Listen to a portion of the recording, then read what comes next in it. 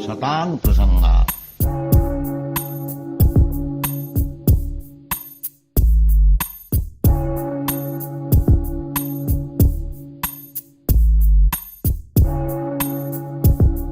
Talks between devotees.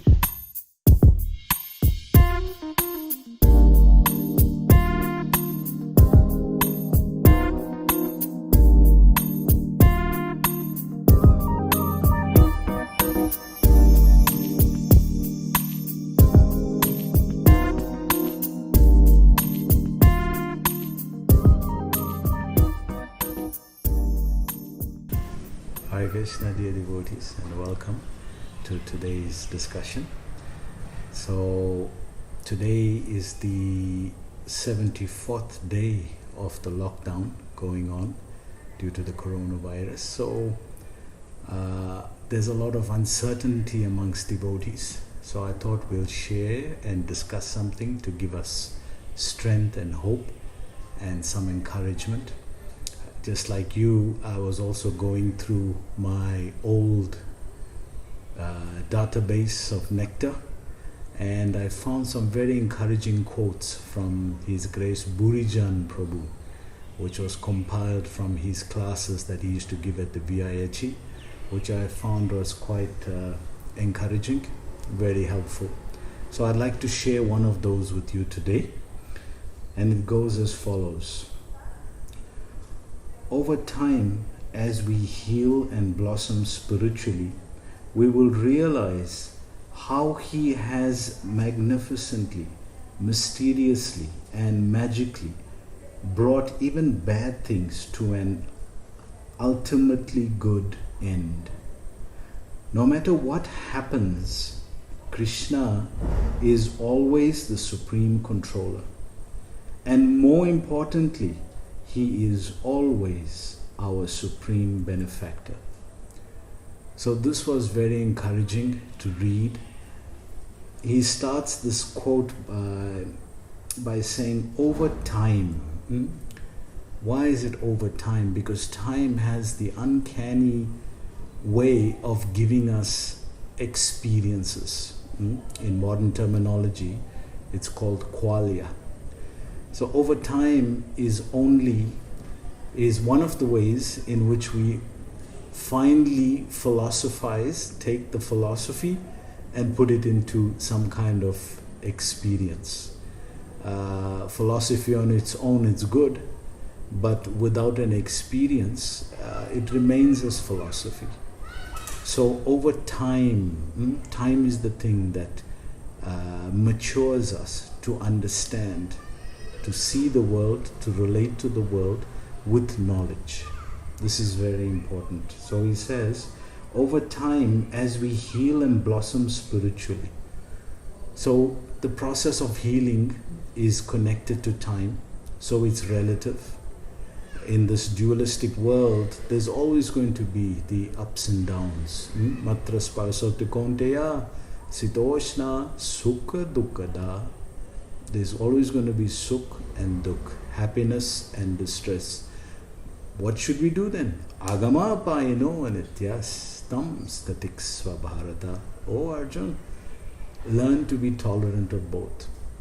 And just today, I was listening to a lecture by Srila Prabhupada, first chapter, Srimad Bhagavatam, Queen Kunti's Prayers, first chapter, first canto, 8th chapter, text number 17. Vipada shantutaha sasyat tatra tatra jagat guru bhavato darshana sasyat apuna bhava darshana. So Queen Kunti is explaining there that let these calamities come again and again. So what is the consciousness of someone who prays this way? What is the consciousness of someone? What is that person's experience of life that they can now pray like this? And if there's anybody who had difficulties in life, it's her. The different aggressors that are there in Bhagavad Gita is described as 5 or 6 aggressors that are there. And each one of those, the Pandavas were violated by each one of those. Their house was burnt. If an aggressor performs a certain activity, can be killed according to Vedic law. So their house was burnt, the house of lack. They were given poison. Bhima was given a poison cake to eat. If the wife is taken, usurped, land is usurped. You see this happened with Draupadi, and they were taking the whole kingdom away. So each one of these, the Pandavas had to go through. But so at the end, when they are speaking about being that time heals and us as we spiritually blossom, then it's coming with a lot of realization. So he goes on to say here, we will realize how he has magnificently, mysteriously and magically brought even bad things to an ultimately good end. So we will realize. So what creates a realization? So a realization is created, is given meaning when one has an experience. Just like the qualities of a Brahmana, Jnanam, Vijnanam, Astikam. He has knowledge, but he also has Vijnanam, realized knowledge. How has that come? By experience, by practice, by time. So we see that Krishna matures us over time. He goes on to say here, no matter what happens, Krishna is always the supreme controller. I think we know this theoretically according to the scripture because we're always reading it. But to have it as an experience that he is directly guiding us and guiding our lives as his devotees, it takes some sambandha, relationship with him. And this is a big topic, is something I'd like to dwell on over the next coming episodes. That our relationship with Krishna and establishing ourselves in that relationship is very, very important in order to progress on the higher levels of Krishna consciousness as we move on beyond the bodily concepts. And he concludes by saying, and more importantly, he is always our supreme benefactor.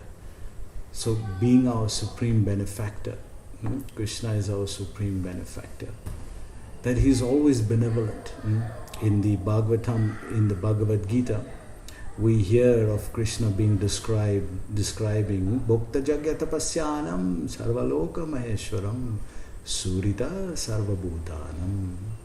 He is Surita Sarvabhutanam. For all entities, he is the well-wishing friend. So Krishna is ever ready to assist us and to be part of our lives. But we need to, beyond just doing our service and activities, we want to also develop our relationship with Krishna in a deep way, in a conscious way, Krishna conscious way, being Krishna conscious. So thank you for your time, thank you for sharing. We look forward to joining you again tomorrow. Hare Krishna.